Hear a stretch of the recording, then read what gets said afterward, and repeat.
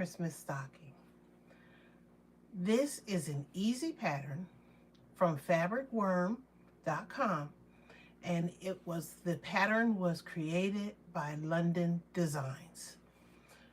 When you go onto the website, you will get the directions in PDF form. They will look like this with color pictures all ready to show you how to put your Christmas stocking together.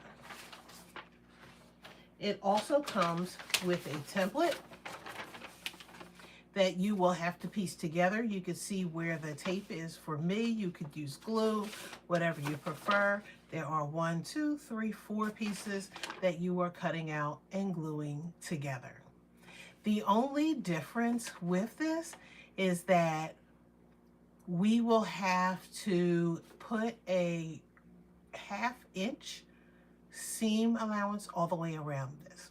So in hindsight, what I could have done was made this and then created the 1/2 inch trim all the way around, so that way I don't have to guess or measure it out every time I make the stocking. So for my fabrics, I went with this green fabric. It was in my stash, and I used this color green on the inside as well as this Hoffman tonal print here. So everything just about is Hoffman except for the inside, and no, it's Northcott. I'm sorry. Everything is Northcott except for the inside. So let's get started with our stocking. So I've cut everything out, and you will need, again, the pattern. You lay it down, and you are going to do a 1/2 inch all the way around. You cut everything out. I did cut through the layers so everything is the same size. I didn't want to cut them individually because I was freestyling the cutting, and I didn't want anything to be off. So this is the outside of my stocking. This is the batting for it, 2 pieces each. And then this is what I had left over. Nobody's going to know anyway. This is going to be the inside for the lining. In addition to that, we were also told to cut a piece here and then a 1/2 piece of this for the batting to create the cuff. So we're going to get started with the cuff. And you are going to take your cuff piece and lay the batting on top of it. If you prefer, you could use spray base to hold it in place. If you trust yourself, you don't have to. So I just want to make sure this is even, because sometimes when I cut, not so much. Okay, and here we go. Hello, hello, hello, everyone. Everything is ready. I'm going to take this to my machine and stitch this, folding right sides together and my batting at the bottom. We want a 1/2 inch seam. Everybody's machine is a little bit different. Check out your machine to see where 1/2 inch is. Mine is going to fall right here along the edge of the foot. That is wonderful, because then I can use the foot as a gauge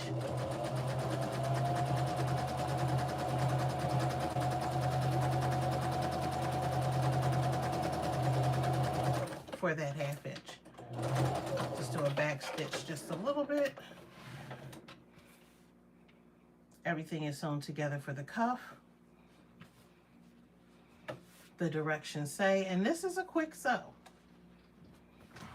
So for the directions, they tell us to press open the seams and to cut off any excess for bulk. Where are my scissors? So I do like to press the seams open first before I trim. That is up to you.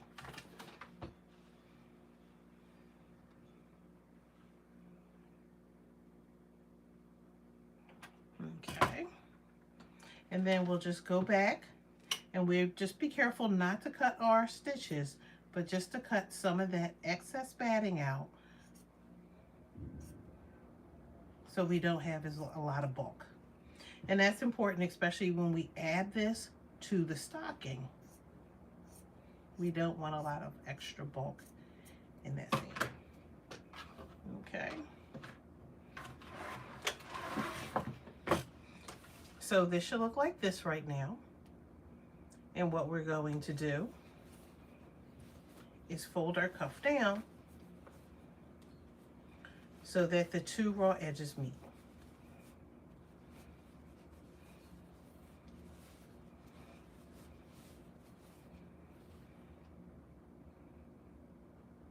And did I say this was a quick sew? This is a quick sew.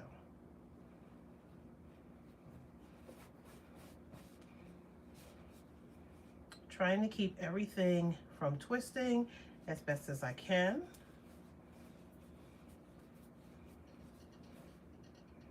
And we just want to make sure everything lines up.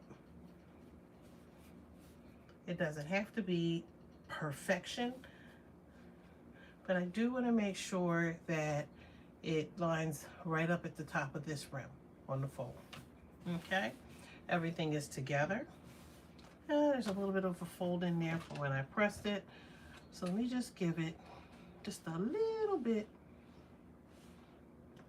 of a press just to help that lay flat. So we're going to set the cuff aside because now we need to work on the body.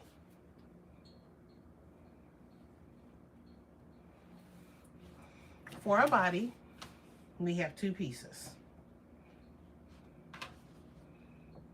We need the wrong side of the stocking and a piece of batting. And we're going to lay this right on top. And again, if you feel some sort of way, you can add a little bit of spray base, but I'm okay. Oh, that didn't cut right.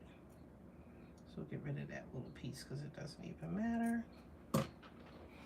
Okay, and then we'll do the same thing.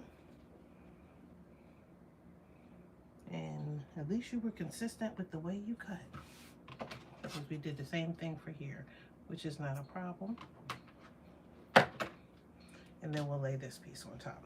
And remember, we cut everything at the same time, so everything should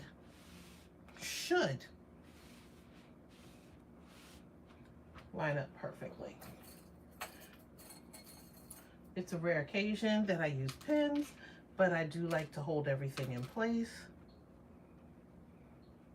So I will add a couple pins just to hold everything in place. Okay, so we have the outer side of our stocking, right sides together. And here we are. And then the batting is on either side. And we're going to take it to our machine and we are going to carefully stitch all the way around this at, again, 1/4 of an inch. The key here is not so much the batting as it is the fabric. What I love about this is because I'm going with my foot, when I get to the curves, I'm just going to make sure that the edge of my foot follows that curve.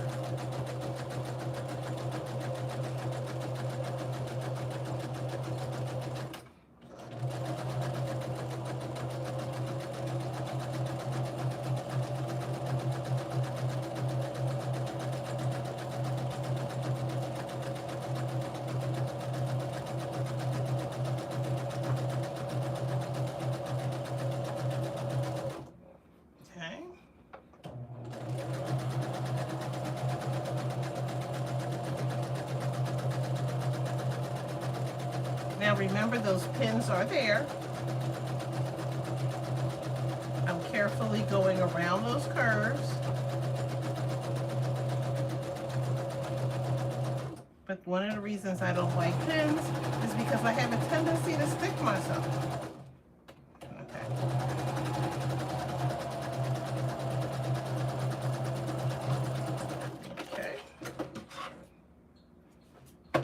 And just that simple, everything is together. We can remove our pins before we stick ourselves.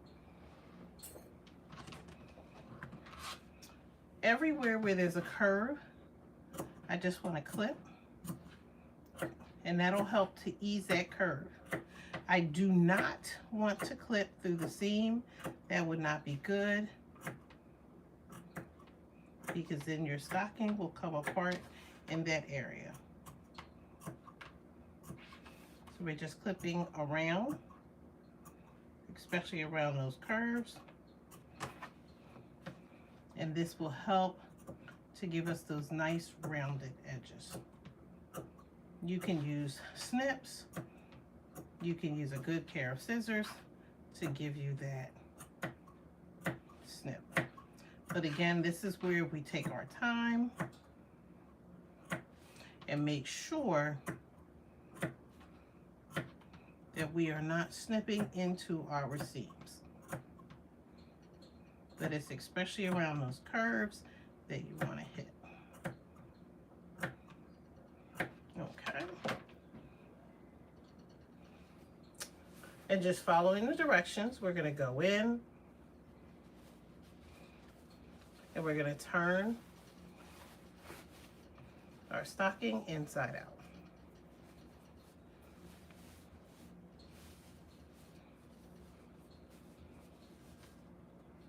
And we can use our fingers to finger press this out. Okay. If your curves were not 100% straight, you may see some straightness in this or some little points, if you will, but it shouldn't be too far off. Here we go. Directions tell us to press it. Personally, for me, I don't think it really makes a difference whether you press it or not, because it's going to hang, and I think it gives a little bit more fluffiness, but also just to make sure that those edges are nice and flat, we'll give it a quick press. And again, this is an easy pattern, so this is not difficult at all. We are not piecing any of our fabrics together. We are just adding the front and the back, batting in between, and voila. So here we go. This is the front, and then we are going to do the lining. Now, I had this fabric in my stash. I was trying to figure out what to do with it. It had borders on it. I probably will do something else with that, but it was like what I had on hand real quick, so I used it. But let's be clear, nobody's gonna see the inside anyway, and I still think this looks cute. We're gonna right sides together, take it back to our machine, and we're gonna do the same thing. We're just gonna go all the way around at 1/4 inch. Now, if you want a tighter fit, you could go in about a little less. Oh, I'm sorry, did I say 1/4, 1/2 inch? If you want a tighter fit, you could go in a little shorter than a 1/2 inch. But again, if you're hanging these like I am, it doesn't have to look perfect on the inside, because really nobody's going to look at the inside. You're stuffing it, you're hanging it, you're using it as decor.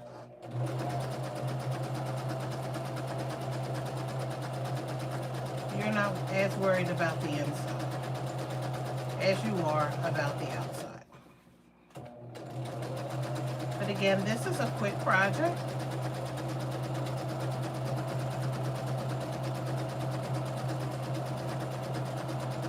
And it doesn't take long at all.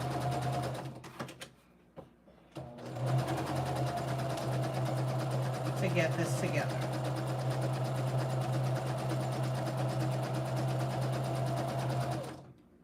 Okay.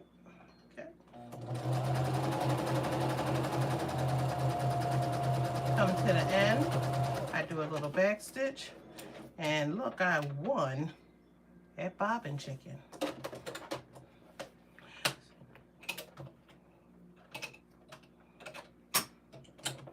That's what happens when you don't change your bobbin before and it figures that I would not have a bobbin that is in the color that I needed in. So I'm going to do a quick bobbin because, yeah, I would prefer, you're not going to see it anyway, but I would just prefer for it to be all the same color. I have enough white thread that I can make this happen really quickly and then get on with the process. Again, this is an easy project to do. One year I made stockings for quite a few staff members, the whole leadership team, and as usual, as much as I love the Christmas season, I waited until the last minute to get them done, but I was able to knock these all out in like a night. So I will batch cut them, and then once I batch cut them,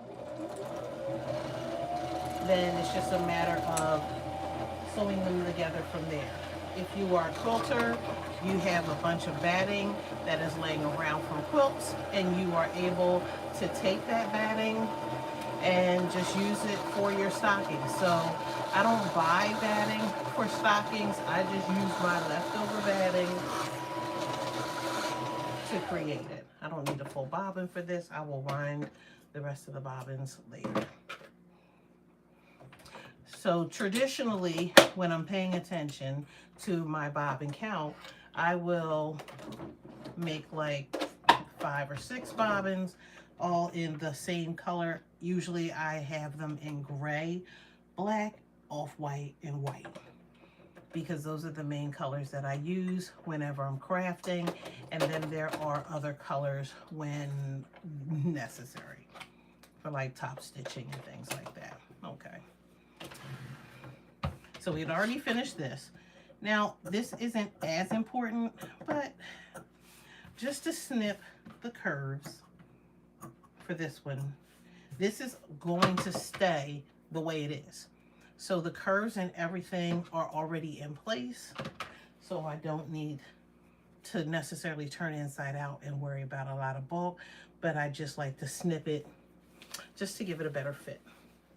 I'm going to put my hand in here, and then I'm going to go in between the batting and I'm going to go all the way down, because I do want to get a nice snug fit. And then I'm going to just push it right there. And again, nobody's going to see the inside.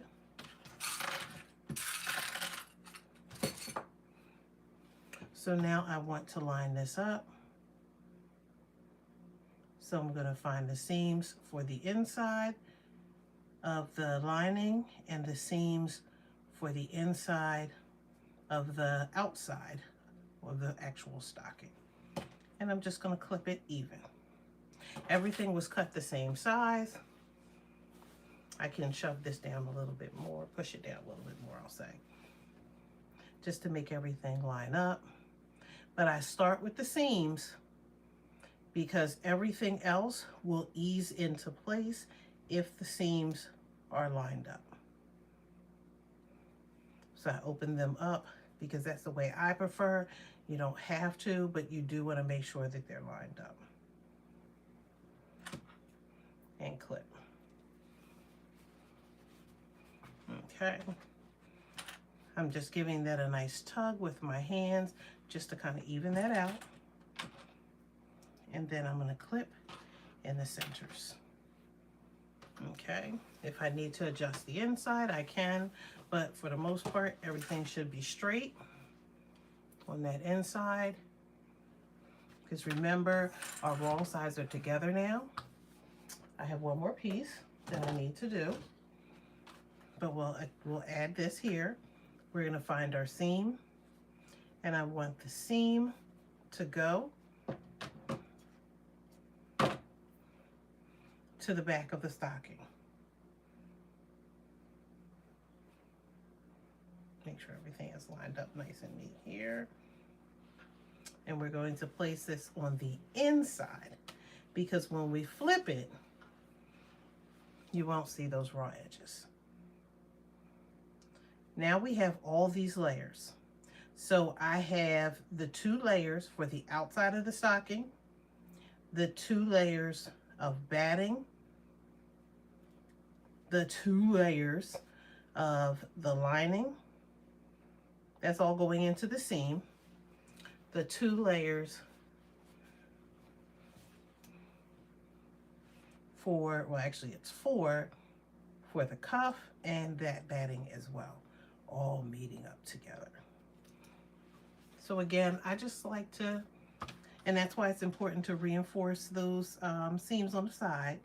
Just like to give it a little bit of a tug to make sure that everything lines up the way that I want it to.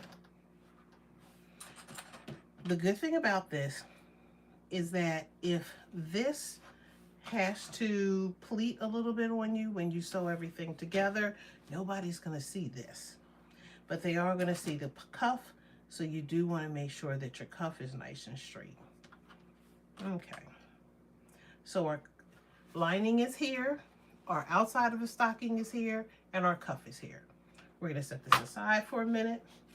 I have a scrap piece of fabric. You can use ribbon if you like. They suggest 1, 2, 3, 4, 5, 6 inches. I went a little bit longer than that. Again, if you decide to use ribbon, all you're going to do is create a hook for this, and I'm going to fold everything in, sew it, press it, and then sew it. Okay. I like to make it a little bit bigger because it's easier to cut it down than it is to have to do it again. So I'm just going to press so everything goes to the center. And then I'm going to press those edges in so the raw edges meet at that center line. I'll do the same thing on this side. And now it's not important just because everything is lined up in the center, so I'm not worried about that fold that I originally created because everything lines up to the center. And then we can fold this onto itself.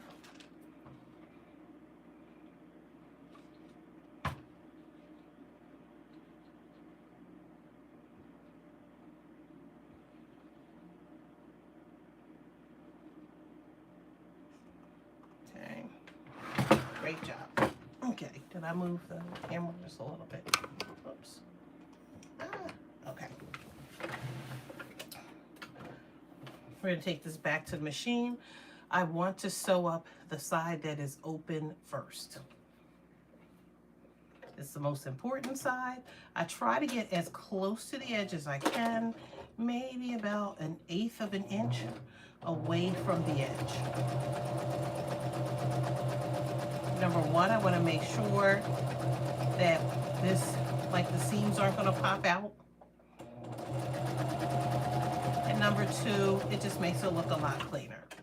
I can turn this around and I can do the other side if I feel like it. Or I can leave it the way that it is. Okay, so here we go. And again, I determine how big I want my loop to be. I'm going to cut a little bit off because I don't need all that. And I did leave the selvage on. I'm going to cut that off. So again, this is a little bit, this is the 6 inches. Oh, I did a good job of cutting. I impress myself sometimes. We're going to fold this in half. And this is also going to go on the edge of this. Now, if you feel some kind of way about it sitting on the seam with everything else, just place it to the left or the right of the seam, and in that way you won't have to worry about all running over all that bulk. I want to get in between the lining and the cuff. I'm going to place it where it needs to go.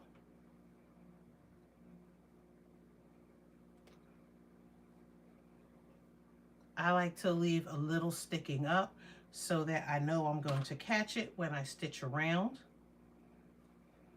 And I just put a clip. Everything is ready to go. My machine, this is a Husqvarna Viking Emerald 116. I can take this off to do collars. You could do it without doing this. It's just easier for me to do it this way.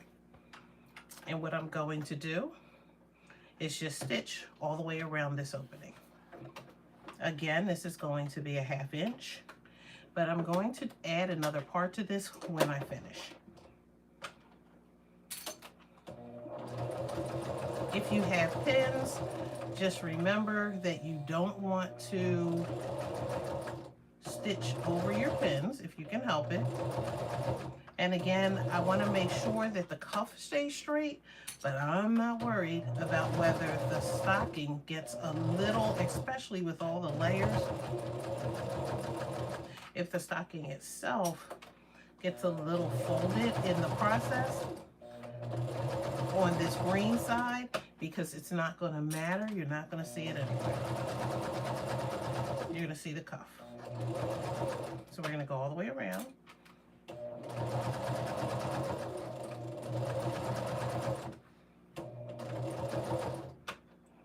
I'm coming up to that hump. This is where all those fabrics met, where all those seams met, I should say. Take your time. You don't have to go quick. And you're going to get your hook. I did a little bit of a back stitch. I'm just going to go all the way around. Now I will say, if you are a garment sewist and you have a serger, you can absolutely do this entire thing on your serger. Okay. You have a lot of bulk there. They're saying to trim it down to about a 1/2 inch. Excuse me, a 1/4 inch. So we're going to get rid of some of this bulk.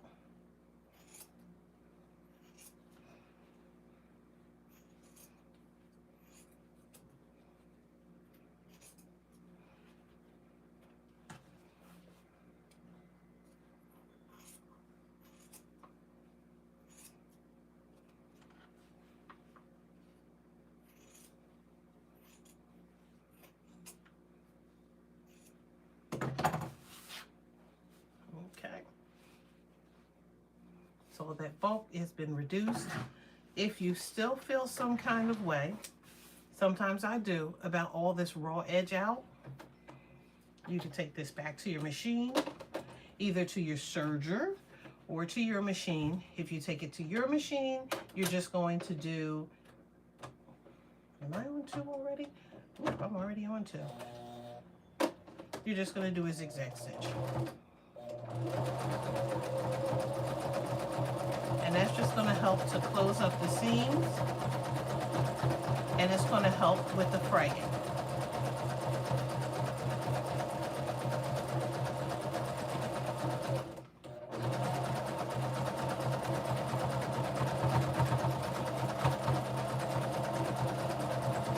Now you can go around once, you can go around twice.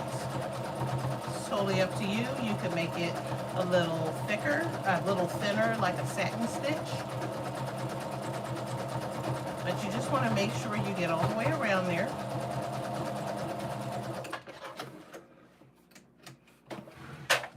And look how clean and neat that is now. Okay, so you'll still see some fraying, but it's not as much. And I'll just cut that little bit off just because it'll irk me. This is already the way it should be. I'm going to pull the cuff out. And I'm going to turn the cuff down.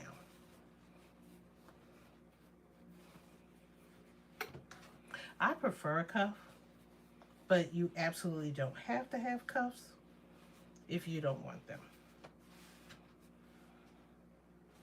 And we'll just kind of massage this a little bit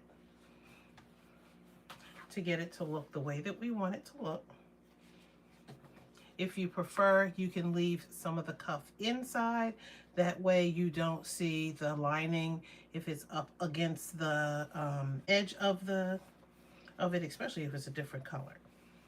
Sometimes I will use muslin on the inside because, again, nobody's going to see the inside. And in here is the little tag. And other than a little bit of pressing, here we go. Instant stocking, absolutely adorable. I could give this a good press to really get this to lay down. The inside looks like that. And again, you'll never see it because once you put everything in it and you hang it up, nobody's looking at the inside of your stocking. So I now have a short little handle here. Again, this little hanger is with 6 inches. You could either use a ribbon or you could make one yourself. I just used a piece of scrap that I had left over once I made the cuffs. Again, I can do some pressing, so I can turn this back out, just do a real good hot press, and then lay this again. But this is your stocking. So very simple, very easy. Again, just to remind you at the beginning and the end, this is a free pattern. Even though this is backwards, this is a free pattern. This is a Christmas stocking tutorial. You can find this on fabricworm.com under their patterns. It is a free pattern, and this is by Lunden Designs, L-U-N-D-E-N, Lunden Designs. Plenty of colored pictures to show you all the steps along the way. And they also give you a template that you can use. The next time I show you this, I'll show you a little bit of a twist. But for now, we have finished our green stocking for me for the Christmas season. That's going to go into my bathroom because every room gets decorated for the holidays. So this is Dr. Jenn. I will see you soon for another Christmas project.